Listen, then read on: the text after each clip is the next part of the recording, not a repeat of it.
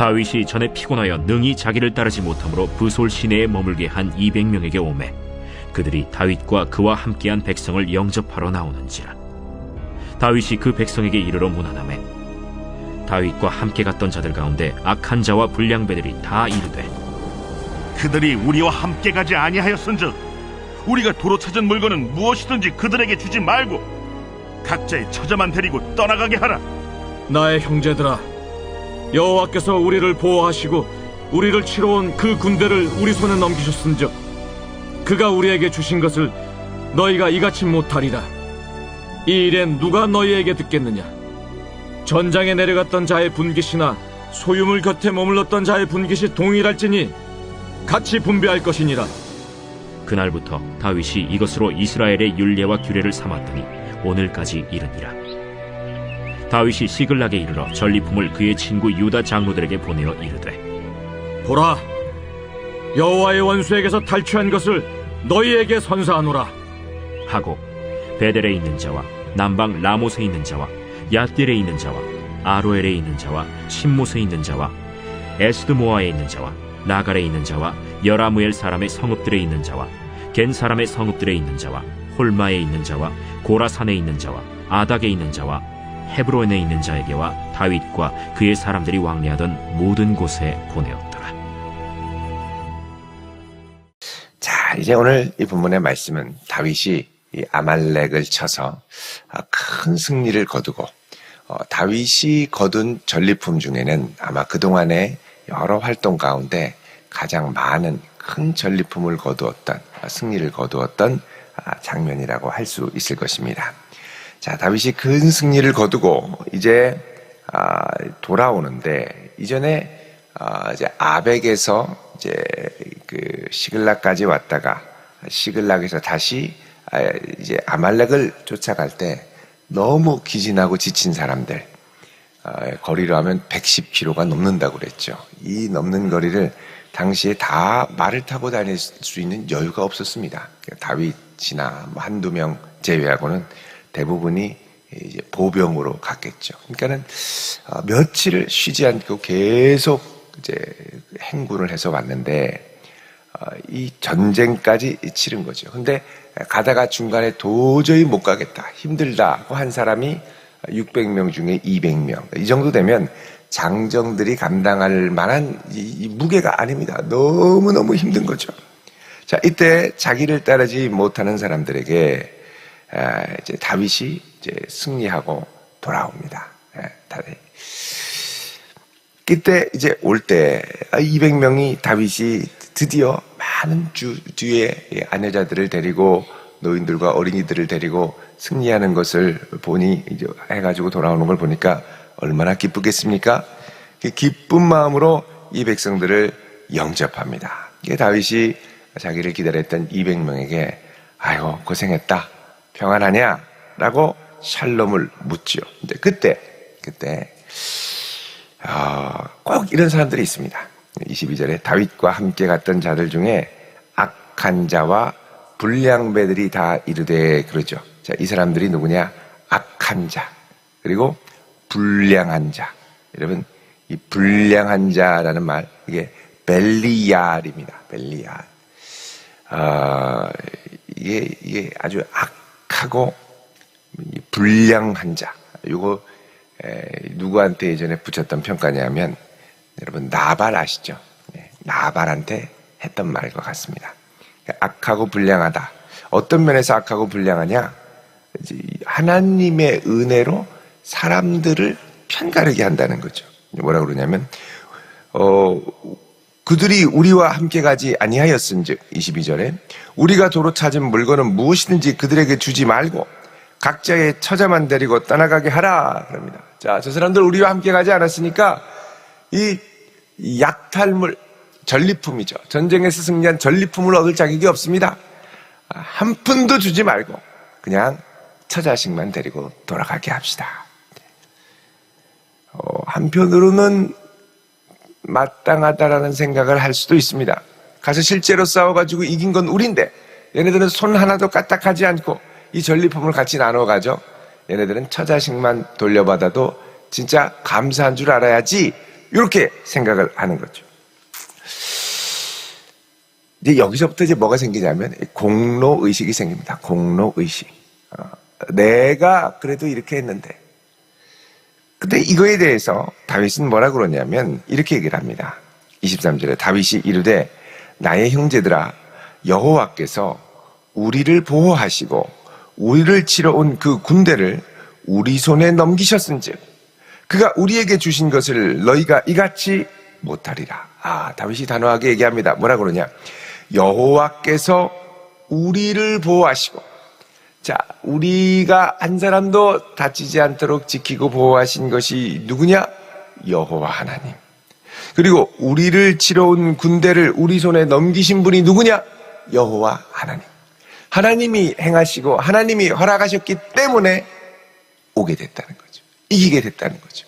근데 하나님이 주신 승리로 인하여 우리가 이 전리품을 얻게 됐다면 이게 내 힘과 내 능력으로 얻은 것 같으냐? 아니다. 하나님이 우리를 긍휼히 여기시고 사랑하사 하나님이 우리에게 전리품을 넘겨주셨을 뿐이다. 이렇게 얘기를 하죠. 그러니까 이게 내 공로가 아니라 하나님의 은혜로 된 것임을 고백을 하는 겁니다. 여러분, 리더는 하나님의 손길을 아는 자이어야 합니다. 목장에서, 교회 학교에서, 또 재직 중에 내가 맡은 역할 가운데 하나님의 은혜를 아는 자, 그들은 모두에게 은혜를 고백하며 함께 그 은혜를 나눌 줄 아는 자이어야 합니다. 이거는 내가 한 거야. 내가 정말 고생해서 한 거야. 이 공은, 이 인정은 누구도 가져갈 수 없어. 그렇게 하면 어떻게 되냐? 차별하기 시작하는 거예요. 차별. 저희와 나는 다르다는 거죠. 저희와 나는 다르다. 왜 이 사람들이 감히 여기에 영역까지 넘보려고 그래? 그냥 가만히 있으라고 그래. 우리가 이 탈취한 거고 우리의 공로로 된 건데 하고 딱 편가르기를 하는 거죠. 여러분, 리더는 이 모든 과정 가운데 하나님의 손길을 알고 발견하고 인정하고 알려주고 결국 하나님의 은혜가 모두를 품게 합니다. 품어야 됩니다. 품어지지가 않죠. 우리는 자꾸 이제 공로가 앞세우고 나의 행위가 앞서면서 자꾸 이제 사람들과 나를 이렇게 다르다고 차별하려고 그러죠. 이게 이제 하나님이 은혜로 주신 걸 왜 자꾸 우리는 차별하려고 그러냐? 그러면서 나를 돋보이게 하기 위해서. 내가 돋보이면 어떻게 되느냐? 그러면 사람들의 인정을 받는다고 생각을 하죠. 내가 돋보여서 인정을 받고 그러려니까 나와 이 사람과는 다르다는 무슨 차별점이 생겨야 되는 겁니다. 그리고 그 차별점에 모두가 주목할 만한 차별점이 있어야 된다는 거죠. 그래서 저 사람 가지도 못하고 여기 그냥 남아있던 사람인데 뭐 무슨 공로가 있다고 그래. 받을 자격도 없어. 아예 주지도 마. 상대도 하지 마라. 그리고 나의 공로를 앞서게 만든다는 겁니다. 만약에 이게 첫 선례가 되면 이스라엘 안에는 계속해서 뭐가 남게 되느냐? 분열의 씨앗이 남게 됩니다.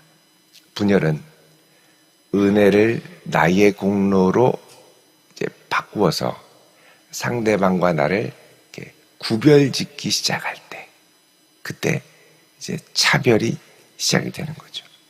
자, 다윗이 얘기를 합니다. 이 일에 24절에 이 일에 누가 너희에게 듣겠느냐? 전장에 내려갔던 자의 분깃이나 소유물 곁에 머물렀던 자의 분깃이 동일할지니 같이 분배할 것이니라 그러죠. 자, 여기에 대해서는 더 이상 너희가 왈가왈부할 필요가 없다. 우리는 나가서 싸웠는데 물론 목숨 걸고 싸웠지만 순탄한 승리를 주시고 저들이 다 잠잘 때 침격해서 공격해서 이기게 하시고 그리고 하나님이 다 승리하게 하시고 다 이 분깃을 주게 하시고 그러니까 이게 뭐냐? 하나님 행하신 거라. 그러면 이렇게 구별할 것 없고 다 품어야 된다. 그러면서 이 사람들에게도 약탈, 그러니까 전리품을 나눠주기로 결단하고 이것이 뭐냐? 이스라엘의 첫 선례가 됩니다. 우리는 첫 선례를 잘 남겨야 됩니다. 우리 믿음의 행보에 있어서 또 내가 맡은 사명에 있어서 첫 선례를 잘 남겨야 됩니다. 이 첫 선례를 위협하는 이 위협은 뭐냐? 항상 은혜를 공로로 바꾸고자 하는 마음. 이거 내가 한 거야. 내가 이렇게 열심히 했는데 왜 저 사람하고 같아야 돼? 안 되는 거지. 나는 이렇게 해서 돋보이는 존재야. 이러면서 자꾸 나를, 이게 선례가 되면 안 됩니다. 여러분, 사람들이 나쁜 거는 잘 따라합니다. 나쁜 거를 잘 따라해요. 그러니까 결국은 그 선례가 좋지 않고 좀 부당하게 느껴진다. 이제 모두가 다 그렇게 느끼는 건 아니겠지만, 그러면 내가 나중에 그 입장이 되면 다르지. 그리고 이게 탁 가리게 되죠. 여러분, 사실 아무것도 아닌데요. 그 신학대학원에 가면, 서울의 광라의 장신대학교 신학대학원에 가면 이 사람들이 어디 출신이냐에 따라 자기들끼리 편을 나누는 분들이 가끔씩 있습니다. 학부 출신, 그리고 일반 대학 출신. 우리는 정통이라는 거죠. 학부부터 신학을 해온 정통이라는 거죠. 이런 식으로 편을 나눕니다. 근데 편 나눌 때 여러분, 그 편의 논리에 이렇게 휘말리는 사람이 있어요. 쟤네들은 대단한가 봐. 이렇게 이제 가는 사람이 있고, 다 은혜로 부르셨는데, 열심히 공부했으면 감사하고 잘한 거지. 같이 부르심을 받고 준비하는 과정인데, 뭐 차이가 있겠느냐. 같이 우리 품고 가자. 이러는 사람들이 또 있고요. 그러니까, 여러분, 우리가 공로주의가 앞설 때는 하나님의 은혜의 논리에 사로잡혀야 됩니다. 은혜의 논리에 사로잡히지 않으면, 그래? 네가 잘났어? 네가 잘났으면 얼마나 잘났나 볼까? 그러면서 나도 공로를 앞세우기 시작하죠. 니네들이 약탈물을 안 줘? 그럼 우리가 지켰던 이 소유물, 전쟁에 막 싸우러 가더라고. 이건 다 그냥 우리가 가져버릴까? 다음에 내가 또 이렇게 지켜줄 줄 알아? 이거 후폭풍이 계속 오는 거죠. 여러분, 할 수 있는 한 끝까지 잘 품을 수 있길 바랍니다. 은혜의 논리로. 왜? 이거 내가 한 것 같은데, 나는 사실은 물론 내가 한 부분도 있죠. 순종한 겁니다. 그런데 이 모든 것을 가능하게 하신 것은 하나님의 은혜 없이는 가능하지 못하다라는 고백이 우리에게 있어야 합니다. 그 고백이 없으면 우리도 어느 순간 강팍해져서 내 공로를 앞세우기 시작하죠. 다윗이 25절에 그날부터 다윗이 이것으로 이스라엘의 율례와 규례를 삼았더니 오늘까지 이르니라 그러죠. 다윗 왕가의 아주 훌륭한 전통이 되었습니다. 일단 동참하는 자들은 차별 없이 모두가 하나님의 은혜를 함께 나눈다라는 겁니다. 그리고 주인에게 다 이 전리품들을 도와주는 거죠. 자, 근데 다윗은 여기서만 그치지 않습니다. 26절에 시글락에 와서 전리품을 분류하는데, 이거 보니까 유다 지파에 속한 전리품들이 있다는 거죠. 그러니까 이 시글락이 아말렉이 시글락만 공격한 게 아니라 유다의 여러 성읍들을 공격하고 시글락까지 공격을 한 거기 때문에 딱 보니까 전리품이 상당히 많은데 이게 다 내 거가 아니라 보니까 유다, 우리 동족들이 빼앗긴 것들이 또 있는 겁니다. 이거를 어떻게 하느냐? 그들에게 돌려주기로 결정을 하죠. 26절에 친구 유다 장로들에게 보내요. 보라, 여호와의 원수에게서 탈취한 것을 너희에게 선사하노라 그럽니다. 그러니까 사실 다윗이 다 가져도 할 말은 없습니다만 이것을 동료들에게, 여기 보면은 유다 장로들, 친구 유다 장로들. 그러니까 이 유다의 여러 성읍들의 지도자들이 이때 다윗과 어떤 관계였느냐? 친구 관계였다, 이렇게 얘기하죠. 여러분, 그 당시에 다윗은 사울에게 쫓겨다니고 곳곳에서 사울을 잡으라고 방이 붙고 사람들을 보내서 이 다윗을 잡으려고 혈안이 됐던 때입니다. 근데 그 다윗은 그래서 계속해서 유다 광야에 도망다니고 계속 도망다니고 하는데, 그 가운데 자기가 도망다니면서 머물렀던 성읍들의 지도자들과는 뭐가 됐느냐? 친구가 되었다는 거죠. 그리고 이 탈취물을 여태까지는 나를 숨겨주고 보호해주기 위해 많은 애를 썼는데, 다윗은 어떻게 하냐? 이제 이들에게 감사의 표현, 선물을 보내는 거예요. 내가 나된 것은 내 힘과 능력이 아니라, 내가 잘 피해서가 아니라, 여러분들이 다 저를 숨겨줬던 덕분입니다. 감사하는 마음으로 탈취물, 전리품들을 보냅니다. 그래서 27절에 베델에 있는 자, 남방 라못에 있는 자, 얏딜에 있는 자, 아루엘에 있는 자, 신못에 있는 자, 에스드모아에 있는 자, 라갈에 있는 자, 여라무엘에 있는 자, 겐사람 하고 쭉 간 다음에 31절에 보면 헤브론에 있는 자에게와 다윗과 그의 사람들이 왕래하던 모든 곳에 보내더라. 왕래했다는 말은 다른 말로 하면 도망다녔던 곳. 다윗이 사울의 이 창을 피해서 번질나게 도망다녔습니다. 근데 번질나게 도망다녔던 그곳에서 사람들에게 생각해보니까 너무 감사해요. 이런 나를 품어주고 이거 아무 쓸모없고 도망자 신세로 고발만 하면 잡힐 수 있는 그 상황에서 나를 지키고 보호했던 고마운 거죠. 그러니까 하나님의 은혜가 고맙고 그 다음에 사람들이 고맙고, 그거는 하나님의 은혜의 시선으로 사람들을 봐서 그렇습니다. 그 시선이 없어지면 다 이제 나 잘난 맛에 사는 거죠. 당신들이 해준 게 뭐가 있냐, 내가 열심히 피해 다녔지, 이렇게 생각하는 거죠. 근데 너무 고맙다, 내가 여태까지 살아있고 또 이렇게 당신들에게 어려움이 있을 때 이렇게 어려움 원수를 갚고 다시 이 은혜를 갚을 수 있는 기회를 허락하신 하나님께 감사한다. 이런 마음으로 탈취물을 보내주는 거죠. 여러분, 그런데요, 나중에 다윗이 어디서 왕이 되냐? 헤브론에서 유다의 왕이 됩니다. 31절에 헤브론에 있는 자, 그렇게 돼 있죠. 헤브론까지 가서 결국 헤브론에게 은혜를 갚는데, 나중에 이런 다윗을 유다의 장로들과 유다의 모든 지도자들이 좋아서 감사해서 다윗을 품게 되죠. 그래서 다윗을 유다가 품었더니 그 다음에 나중에 어떻게 되느냐? 이스라엘의 11지파가 다 품게 되죠. 다 품으니까 어떻게 되느냐? 다윗이 통일 왕국의 첫 왕이 됩니다. 자, 이런 거 보면 우리가 싸워야 할 싸움은 외적인 싸움만이 아니라 내적인 싸움도 있다는 걸 알 수가 있죠. 외적인 싸움은 뭡니까? 나를 힘들게 하고 어렵게 하는 사람들 피하다니고 막 전쟁에서 치열하게 싸우고 부딪히고 막 이제 진짜 물리적으로 충돌을 일으키고 막 나를 창으로 집어던져서 죽이려는 사람들 막 피하고, 이게 외적인 싸움이에요. 근데 여러분, 외적인 싸움을 싸우다 보면 우리 마음이 거칠어지거든요. 거칠어지면 어떻게 되느냐? 은혜주의에서 공로주의로 바뀝니다. 여러분, 요한계시록도 보면 예수님께서 7교회를 막 사랑하고 칭찬하는데, 너희들 정말 고난 가운데 믿음을 저버리지 않고 참 잘 버텼다. 근데 예수님이 책망하시죠. 뭐라 그럽니까? 그러나 너희들 처음 사랑을 버렸구나. 열심히 믿음으로 지키고 막 안 넘어가려고 애를 쓰고 핍박 가운데 견뎌내고 마음을 지켰는데 결국 어떻게 되느냐?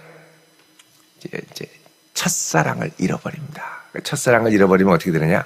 공로주의가 나오고, 공로주의가 나오면 내가 이렇게 견디고 힘들 때 믿음 지키지 않고 저 설렁설렁하면서 그냥 저 우상 따라다녔던 저 사람들은 어떻게 가만두면 안 되지, 이러면서 공로주의와 은혜주의 가운데 차별이 생깁니다. 우리나라도 예전에 일제시대 때 신사참배의 아주 압박이 너무너무 강했을 때가 있었습니다. 근데 그때 믿음을 끝까지, 주기철 목사님과 같이 믿음을 끝까지 지키며 목숨을 걸고 고난 가운데 나갔던 분이 있는가 하면, 어떤 분들은 그냥 일제의 경의를 표하는 의미에서 잠깐 고개를 숙이고 묵례하는 거니까 꼭 그렇게 봐야 되느냐, 이러면서 슬쩍 하면 신사참배에 참여하신 분들이 계셨죠.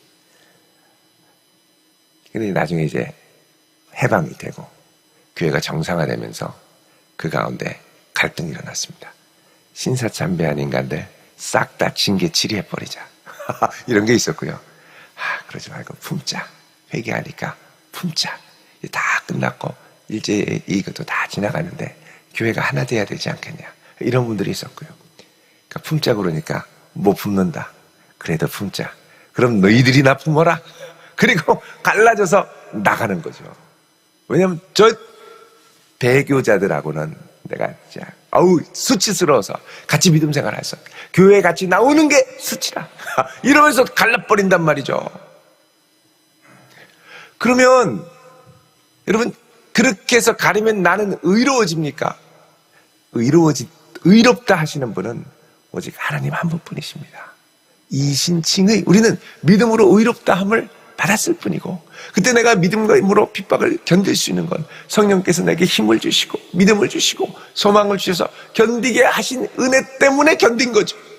그러니까 이거를 내 힘으로 견뎠다고 생각하면 저의 못된 인간들 이렇게 되는 거고요. 누구나 넘어질 수 있으나 하나님이 나에게 은혜를 주셔서 이거를 견디게 하셨어요. 하나님의 은혜고 나는 자랑할 게 아무것도 없다. 너희들도 얼마나 힘들었으면 그렇게 주저앉겠니? 그러지 품어주면 하나가 되는 거죠. 못 품는 거예요. 저 인간들 상종하며 믿음 생활을 할 거면 끊어버리는 게 낫다. 이렇게 됩니다. 여러분 교회 안에 보기 싫은 사람들이 자꾸 생기면 내 공로가 이렇게 불쑥불쑥 올라오려고 합니다. 그래서 자꾸 은혜로 품어야 돼. 은혜로 품어야 돼. 은혜로 자꾸 하나님의 은혜가 족합니다. 주님 나의 이 교만을 용서해 주시고 나도 주의 은혜로 살고 여기까지 왔는데 내가 무엇을 주장할 수 있겠습니까? 주여 주의 은혜를 더욱 내게 부어주시고 내가 은혜로 사는 인생임을 보게 하시고 내 이웃을 향해서도 그가 은혜로 살아가야 할 인생임을 보게 하시며 긍휼히 여기시고 품게 하옵소서. 두 번째 싸움은 뭐냐? 은혜를 지키는 싸움입니다. 은혜를 지키는 싸움. 외적인 핍박과 여러 가지 어려움은 내가 이를 악다물고 싸울 수 있죠. 근데 이를 악다물다 보니까 여러분 이를 악다물다 보면 나중에 이가 금이 가는 거 아십니까? 너무 이렇게 하다 보니까 턱 부정교합이 생기고요. 이가 막 나중에 다 임플란트 해야 돼요. 너무 이를 악다물지 마시기를 바랍니다. 후폭풍이 커요. 이를 악다물면 내 마음도 악다물게 되고요. 그럼 이제 마음이 거칠어지고 그 다음에 내 마음에 안 드는 인간들이 보이기 시작하는 거예요. 그러면 이렇게 그러니까 요거를 끝까지 주의 은혜로 품고 갈 수 있는 싸움. 요게 정말 중요한 싸움입니다. 여기서 승리하면 존귀하게 하나님이 높이십니다. 존귀하게 높이세요. 존귀한 자리는 누가 차지하느냐? 온유한 자가 차지합니다. 온유한 자가 땅을 기업으로 차지한다고 그랬죠. 우리의 두 번째 이 영적 싸움은 뭐냐? 이 공로주의에 맞서 끝까지 은혜로 품는 싸움입니다. 외적인 싸움이 있고 내적인 싸움이 있습니다. 이 두 모든 싸움에서 승리하여 하나님께 영광 돌리는 성도 될 수 있기를 주의 이름으로 축원드립니다. 기도하겠습니다. 거룩하신 아버지 하나님, 하나님의 은혜에 감격하여 눈물을 흘리며 영광 돌릴 때가 있지만 때로는 사람이 서운하고 사람이 못마땅하고 내가 이렇게까지 했는데 나의 이 애씀과 공로를 몰라주는 저 사람들이 얄밉고 서운해지기 시작할 때 주님 우리의 마음을 주의 은혜로 녹이시고 끝까지 지키사 끝까지 품을 수 있는 이 믿음의 선한 싸움을 잘 싸워갈 수 있는 은혜를 더하여 주시옵소서. 예수님의 이름으로 기도드리옵나이다. 아멘.